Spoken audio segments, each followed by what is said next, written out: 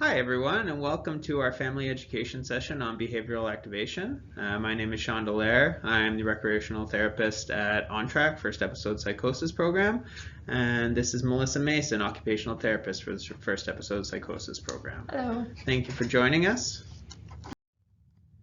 So tonight's plan, generally we would do a getting to know you, but since this is a pre-recorded video, a little bit difficult to do.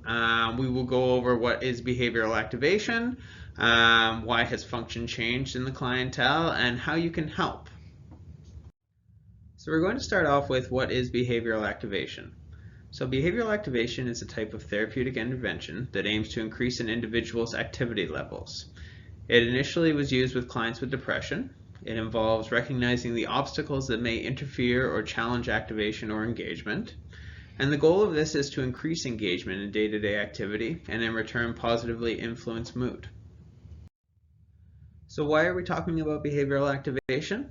Well, we're talking about how illness impacts function.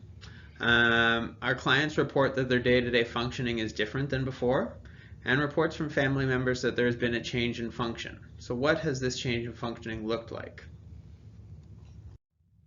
So why has day-to-day functioning changed? So it's a combination of the positive symptoms, negative symptoms, cognitive symptoms, and the changes and fluctuations in mood that are related to psychosis. So we're going to go into a little bit of detail of each of these. So positive symptoms are not what we think of in terms of that they are good things. Positive symptoms are something that is added to it. So things that could be added to our condition as a result of psychosis include hallucinations, so sensations that appear real but are created by your mind. So these could be visual, auditory, olfactory, which is smell, or tactile, so things crawling on your skin, stuff like that.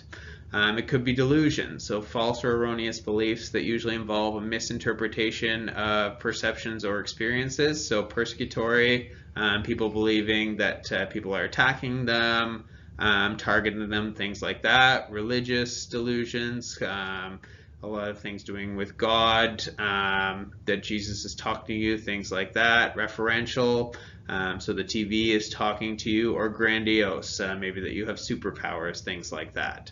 Or it could be changes in thought, so thought broadcasting, thought insertion, or disorganized thoughts in general.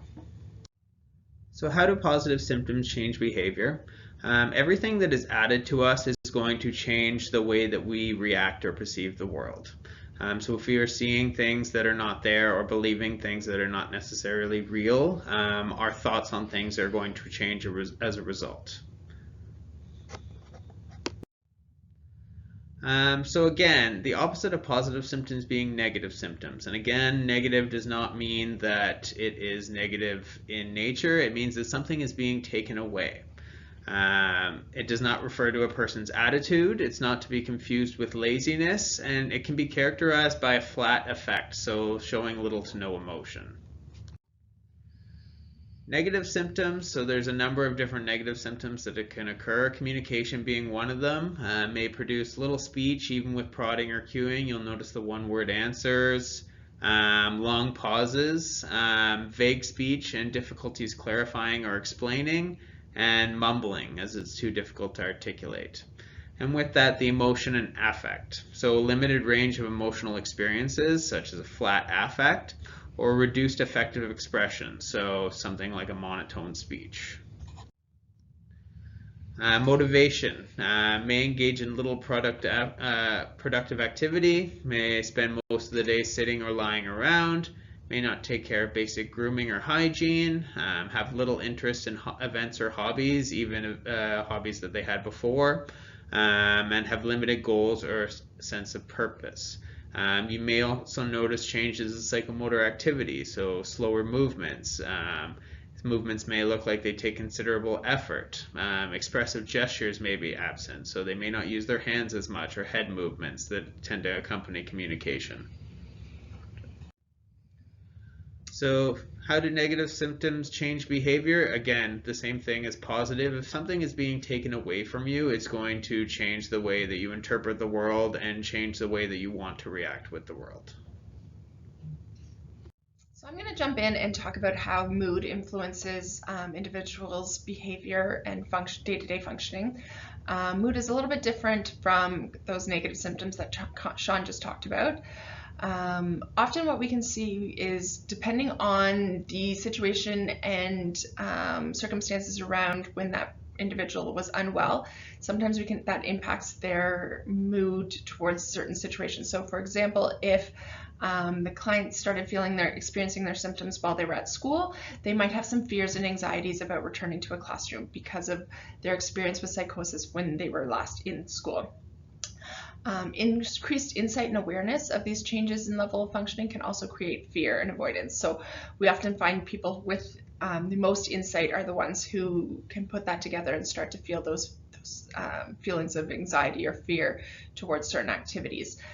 And the other big one that I see a lot is comparison to their peers. So given the age of the onset of psychosis, a lot of individuals in the ages of 16 to 25 or so are getting their first jobs, going to school, and because of the timing of the onset of the illness, a lot of our clients feel left behind and compare themselves to where their peers are and where they think that they should be. So that can influence their mood a lot. I hear a lot of clients talking about just feeling very discouraged and overwhelmed and feeling low confidence because they're not where they feel that they should be. Influences on changes and fluctuations of mood. So again, I talked a bit about anxiety and fear, doubt. Will they ever be able to return to functioning at a level similar to where they were before? Are they going to be able to go back to school, worrying that they might not be able to hold a job? A lot of guilt, sometimes depending on things that they may have said or done when they were unwell, can lead to feelings of guilt. And then just general low mood. It's when we see clients kind of processing their experience with the illness, a lot of times we will see signs of low mood. Now I'll talk about the influences of cognitive symptoms. I think this might be a bit of a refresher if you've already watched Dr. Markhart's slides, but I'll talk today about changes in memory, attention, concentration, organization of thoughts, executive function skills, and ability to multitask. So one of the big symptoms of psychosis is that change in cognition, and unfortunately it often is one of the last ones to recover. So we see these impairments in cognition a little bit longer than once after the positive symptoms are resolved.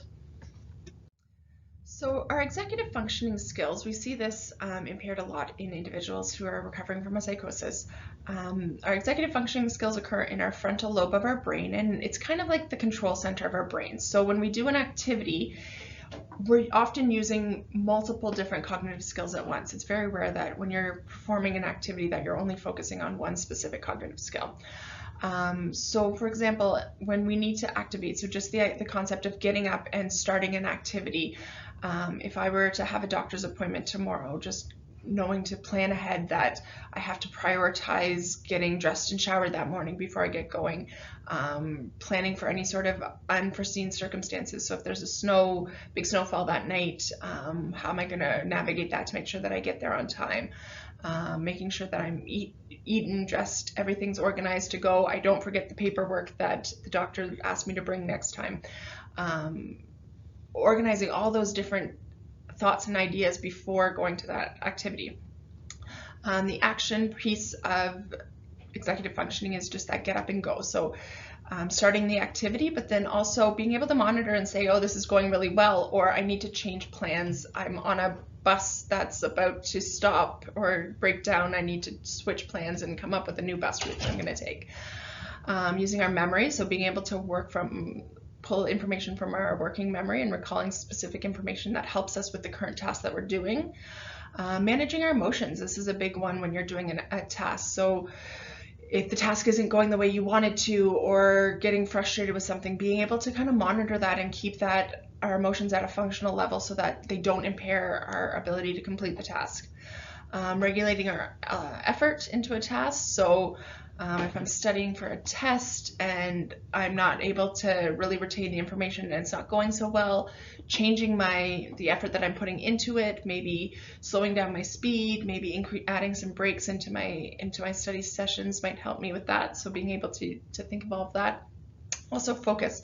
So being able to maintain focus on the task and not pay attention to distracting things going on in the background. So as you can see, executive function is a very complicated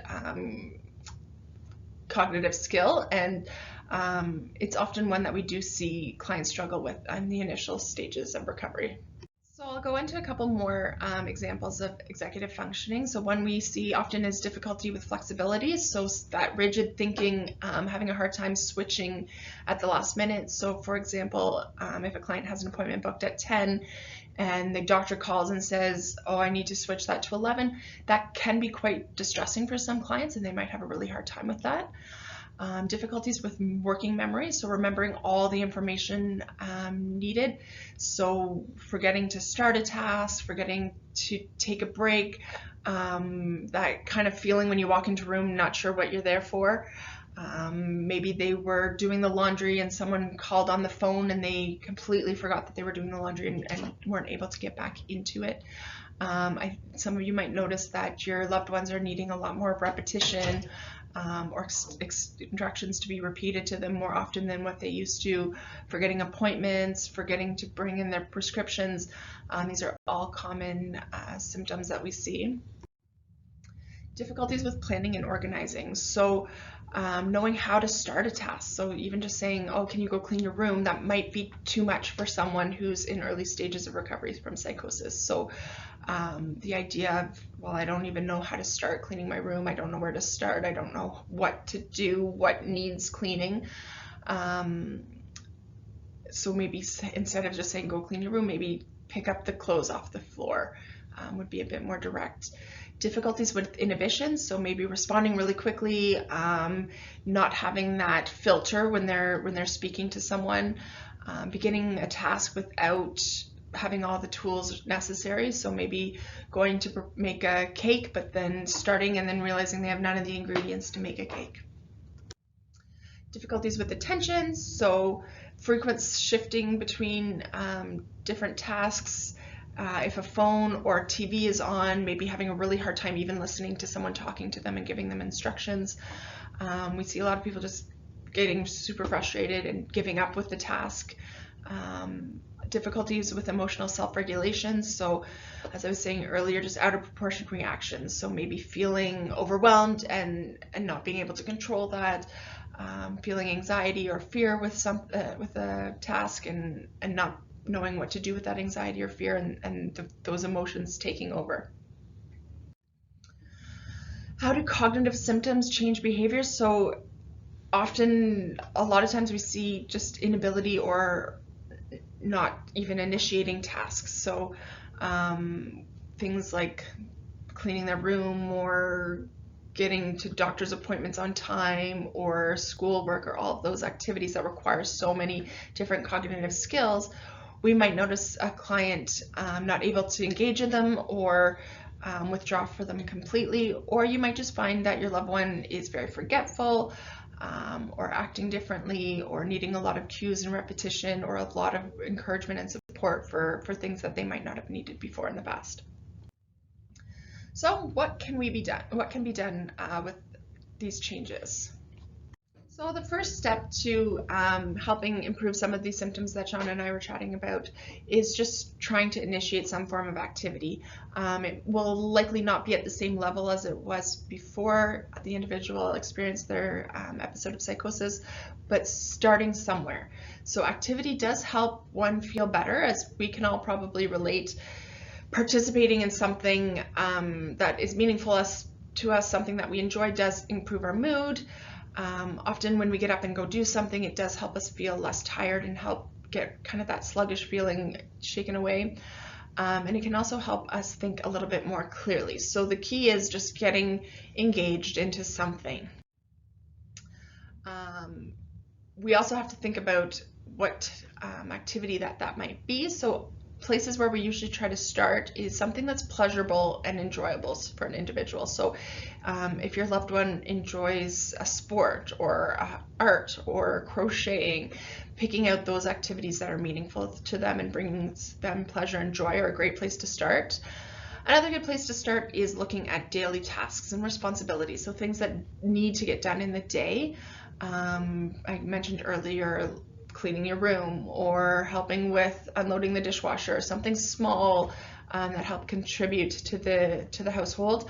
And often these activities do bring a sense of accomplishment because you feel like you are contributing to the house.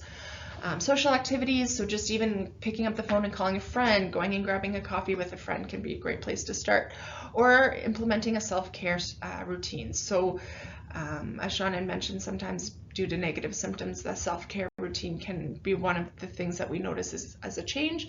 So just maybe being a bit more routine and structured and saying, okay, every other day I'm gonna take a shower and get washed, starting with that. Strategies for getting started. So start with SMART goals. SMART stands for specific, so it can't be just get active. How do you plan on getting active? Well, I want to start running. Measurable, so am I going to run all day long, or am I just going to run a kilometer down the street? Attainable, is it something that can be done? Is it realistic? Sorry, I jumped into R for realistic. And time measurable, so in the next week I'm going to run around the block 3 times in the next week. Would be a SMART goal as opposed to just I'm going to get out and move. Do things together. So a big recommendation I provide to families is try to role model the behavior, or do the activity with that person. If there's some challenges with cognition, and it's hard for young adults to identify that they're having a hard time with certain things, if they're having a hard time organizing themselves to get dressed and ready in the morning, or if going to the store to pick up a couple items is a very overwhelming task. Maybe if they do it with you, it's a little less intimidating, because if they were to run into a difficult situation or need to problem solve, you're there with them to help that. And again, as I mentioned earlier, find an activity that they used to enjoy, something that is pleasurable and meaningful, so that they can bring some pleasure and joy into their day. So I'm going to jump into some of the activities that we usually run at On Track. These are always subject to change and have changed a little bit with COVID, obviously. So generally when COVID is not happening, we usually run an On Track cafe every Tuesday from 12 to 1 in person. And usually some of the clinicians and people here will run different education sessions and activities during that. So things like speed friending, things like weight gain and stuff like that. So education, but also a little bit of socialization. We run a walking group every Wednesday from 11 to 12, fairly straightforward. Meet it On Track, pick a different route each week. It's a great place to meet some people, get a little bit of exercise. We run a sports group every Wednesday from 2 to 4. In the winter it's at the RA Center, and in the summer it's at Windsor Park. Different things, tennis, basketball, volleyball. We generally come up with it as a group consensus what the sports are for the day. And every Friday we run what we call our TGIF, and they're community integration programs. So different programs that we run out of the community, depending on what's going on. We go to different festivals. We do things like golfing and mini putting and bowling. We go to art museums and do different artistic events. And it does basically like a rotational thing where it's different themes every week. Things to consider when with this is your family member group ready? Are they ready to be in a group setting? Are they ready to be out in the community? Do you think that they're going to benefit from this? Or is this too much to begin with, and is this something to consider maybe later on in their recovery? But I already touched on it, COVID-19. It's definitely more difficult to come up with ways to stay busy during the pandemic, but here are some ideas to start with. Try to encourage one activity a day.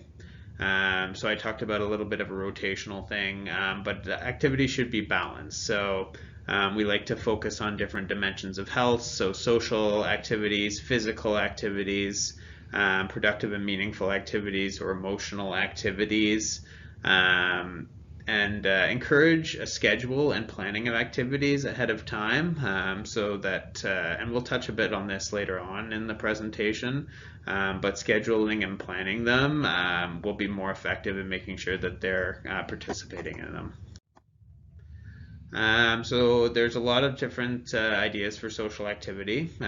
So some of the apps that you can use. Actually, House Party doesn't exist anymore.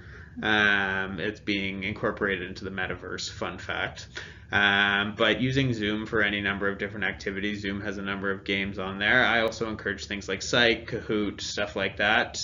There's a number of different virtual board games that you can play. And here are some of the websites that you have: Settlers of Catan, Codenames, Checkers, Cards Against Humanity, Monopoly, Risk, and there's a number of different sites that have multiple games on there.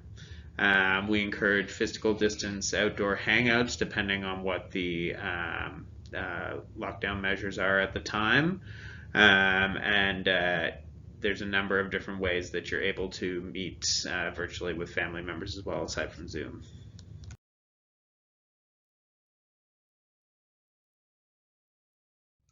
So some ideas for productive or meaningful activities. Throughout the pandemic, I've taken a look at the City of Ottawa and used their resources often. They offer free online courses. They lend out MacBooks or Chromebooks. They have a wide variety of different things that you can check out. So take a look at their website. There's some cooking activities. So there's some gardening that you could do, knit, learn an instrument, take a course. A lot of places are offering free courses, including Harvard. So if you were once in school and your loved one's taking a break from school, maybe a good place to start would be to get them to take a free online course to kind of gauge their readiness.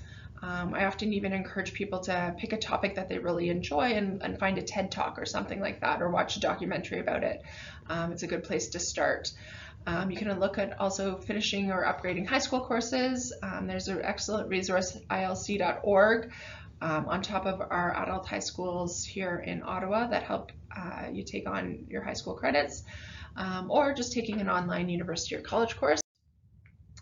And some fun activities. So depending on which stages of COVID we're in, it greatly impacts these, but often there's free virtual tours of museums from around the world, so if that's something that's interesting to you, free online concerts, paint nights, drawing tutorials, and Google's Arts and Culture is an online experience for exploring famous or historic heritage sites, so something interesting to take a look at. So a wide variety of different things you can explore as activities to do.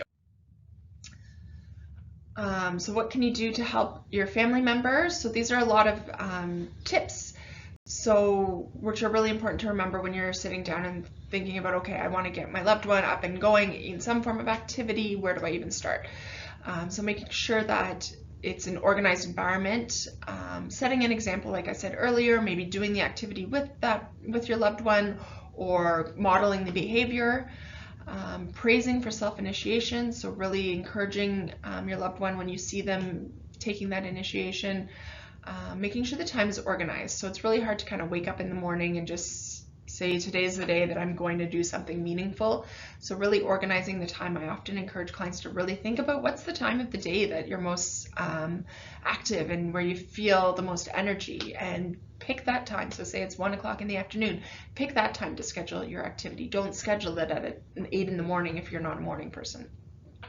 Try to provide structure. So whether it be coming up with a morning routine. So when I wake up, I'm gonna make my breakfast and watch a TV show. It doesn't have to be too complicated, but as much structure in the routine, the more helpful. Giving reminders. So, hey, did you remember to walk to the mailbox today to pick up the mail? Or encouraging our loved ones to use reminders on their phones to alert them to say, oh, now's the time that I'm going to pick up a book and start reading.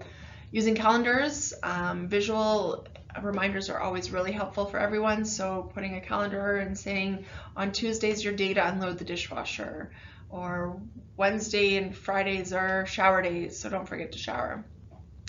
As a family member or a friend, always trying to stay calm and being supportive. Avoid negative labels. So like Sean had mentioned earlier, sometimes some of these symptoms can appear as laziness. So avoiding using that terminology. It's not that they are lazy and not wanting to do these activities. It's their cognitive symptoms and their negative symptoms that are impeding them from taking the next steps forward.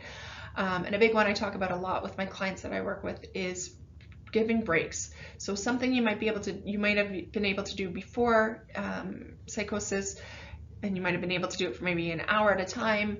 Now you might only have the stamina and endurance to last 10-15 minutes. So allow yourself to take those breaks in between to complete the task. So we talk about reframing ideas. So how may their symptoms influence their ability? Are you asking too much of them? So again, Melissa talked a little bit about endurance from before. So some before they might have been able to do something for an hour, but now they're only able to do it for 10-15 minutes. If you're asking them to do it for an hour, then chances are it's a little bit too much for them. Is it simple? Does it take a lot of time? Chances are, if it's not too simplified or if it takes a lot of time, our clients can become very overwhelmed. And what's the chance they'll be motivated to engage? So if you're asking them to do something like help out with the housework, what are the chances that they're going to be motivated to do that? So we kind of need to take a look at all of these things when we're asking our clients to do things. So we look at an activity analysis, and Melissa's already touched on it a couple times. I just want them to do something is something that we get from a lot of parents, very understandably. So if we look at examples of what do you want your children to do, and again, if we were in person, it'd be a little bit different, taking suggestions and things like that. But we tend to look at the activity analysis of cleaning your room. Something that seems very simple to us that can be very complicated for them. And I think it's on the next slide. So we look at what are the steps involved. So if I say to someone, I want you to clean your room, and Melissa's already touched upon it, where do you start? What are the steps involved? Do you prioritize steps over others? So a lot of people will know you have to clean up all the clothes off the floor before you start vacuuming per se. Well, sometimes our clients aren't able to prioritize those kind of things and don't know where to start as well. What are the factors that are influencing them? Their positive symptoms. So are hallucinations happening while they're trying to clean their room? Are they having negative symptoms? Are they having cognitive symptoms, trouble with their memory, things like that? Are they incredibly frustrated at the time? Is their mood affecting them a lot? Are they severely disinterested in this? Are they severely amotivated? And is there a general fear of things like failure when you're doing these things? So these are all things that we kind of take for granted whenever we're doing something like cleaning our room, but things that we have to consider when we're asking our clients to do multi-step things. So I think we've repeated this a couple times, but set an example, doing things together so that if there is a fear of not being able to accomplish the task or unsure if they would be able to problem solve if they ran into difficulties, well, if they have someone doing an activity with them, that makes it a little less intimidating. Also, it can make things more fun, right? When we do activities with other people around us. So come up with an activity that you might be able to do with your loved one. And the other thing is you could talk your way through certain activities. So for example, if cleaning the room was the goal, have the conversation while you're doing it together so that they're understanding the sequencing and the prioritization. And again, it also just makes it a little bit more enjoyable when we have others around us to do something. So providing structure. So we look at the goal, plan, do, check. So we start with a goal, come up with it together if you can, and reframe your goal as much as possible with the first step that we talked about. Break down the task as much as possible. So again, we say like clean your room, but why don't we make a checklist of clean up the clothes, clean up the dishes, things like that. Break it down as much as possible. Slow and steady, one step at a time. Encourage and praise them as much as possible. There's a lot of things that, again, we kind of take for granted. And before, something like taking out the garbage might not have seemed like a very big thing, but now it could be a very big thing. So praise those little things. and link to other tasks, times of the day, events, and allow for breaks as much as possible. So setting reminders that it's at 1 o'clock we always do this. If there's certain events that are happening every day, try to keep them consistently at the same time of the day. And then check on them. Gradually add more steps so we're building up to where they were before, or gradually increasing things as much as possible. Debrief with them, review with them. How did it go? Did you feel overwhelmed with that? Would you like to do more? Do you think that's too much? Use the on-track calendar or as much as possible, or groups as much as possible. The thing with our groups is we like to keep them consistently at the same time so that our clients will show up at the same time, because one of those things was flexibility, right? So we want to appeal to their lack of flexibility, but also provide that structure. Maintain consistency in their routine as much as possible. So use appointment calendars, personal calendars, have a family calendar is a good one. Calendars on their phone, and alarms for everything. Because working memory is a big problem, chances are they can forget. So setting alarms will help with that a lot. Here's a few good examples of easy Google calendars and internet calendars that you can search. So just going a bit on what Sean said there, so reminders and cues are very important. There are two different types of cues. There's internal cues, so that's when we self-direct ourselves, talking it out in our heads. In order to do so, we need to have a lot of analysis, processing, and executing functioning skills. We try to rely as little as possible on internal cues with our clients and try to focus more on external cues. So when the internal process is weakened, we use more cues in the environment. So like those phone alarms, using a calendar on the wall, physical reminders, so leaving a note at the door if there's something important that you need to remember to bring. Because of those absence in thought or cognitive inflexibility or difficulties with time management, it's really important to think of as many ways as we can to use out external cues so that the client's not only relying on internal cues. So types of external cues, I kind of mentioned some already. Do things together, cueing what's next. So if you're doing a task with your loved one, reminding them the next step and saying, okay, when we're done this, we're going to move on to the next step would be adding this. Breaking down the tasks, so trying to break it down into as small chunks as possible.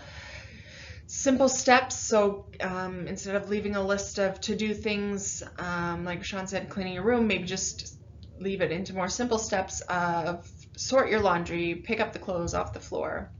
Using phone calls, so checking in throughout the day, or using texts. Again, I'm a big fan of calendars or to-do lists. So we touched on it before as well, but providing breaks. So we need to look at what's realistic in terms of time and energy spent doing an activity. So a lot of times, and you'll find it yourselves as well, we become like emotionally and intellectually exhausted doing different things, and especially if things are weighing on us. We use the example here of reading. So you might have been able to read for an hour or two beforehand, but now you're becoming overwhelmed with reading for 15 minutes. Well, we start off with reading 5 minutes, and then we take a break, and then we come back to it, right? It depends on a lot of things. It depends on personality, how severe the negative and cognitive symptoms may be. And depends on things like timelines and stuff like that. What kind of break time can you realistically work into an activity?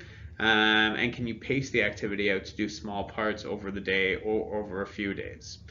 So it's really important that we're providing breaks because there is that chance that they can become overwhelmed very easily. Organizing the environment, this is something that I talk to clients a lot about too. So a lot of the clients I'm working with are getting back into their schooling, and one of the first questions I ask is, where is it that you're studying? Where in the house, and what does that look like? When our physical environment is chaotic and a mess, it can make it a lot more difficult to focus and get the task done too. So a first step that I often look at is organize the physical environment around you. So keep it simple. Use cues in the environment. So if you need a reminder about something, put up a to-do list beside you, or have that big calendar on your wall. Consistency, make things regular every time that you do it. Space things out properly. If you need whatever tools you need for your schooling, if you need your books and your computer and the light and whatever it is that pens and papers, highlighters, keep them all in the same environment so that when you get started for the activity, you have everything you need. Take steps to pre-organize. So before you even sit down and start studying, scan your environment, make sure you have everything that you need, and make sure that it's a space designed for the activity. So maybe studying in the living room when your family members are watching the TV, not the best place to go for it. Maybe a space in your room might be a better environment for that. And remember to stay calm and supportive. We understand that there's a lot of feelings of burnt out, tired, and being overwhelmed. Just remember, practice supportive communication as much as possible. Stay calm. Avoid negative labels like Melissa mentioned before. So chances are they're not lazy. It's not the same thing. They're not cognitively able to do it a lot of the time. Praise self-initiation. So anytime that a family member decides to do something themselves, always praise that. That feeling of accomplishment will encourage them to do even more. Remember to take care of yourself. You can't pour from an empty bucket, and we always use the term when you're on an airplane and the masks come down. Whose do you put on first? You put on your own, and then you put on the other person's. So you need to take care of yourself first. Ask for help, and keep learning and educating yourself as much as possible. So that brings us to the end of our session. Unfortunately, we're not in person to go over questions, but if you do have a specific question about any of the information that Sean and I talked about today, please email or call your loved one's primary clinician, so either their nurse or their social work. Let them know what your question is, and if they're not able to answer it, they'll be able to reach out to Sean and I for us to help answer that. So hopefully that was an informative session, and thank you for taking the time to sit down and watch it with us. Thank you very much, everyone. Have a great day.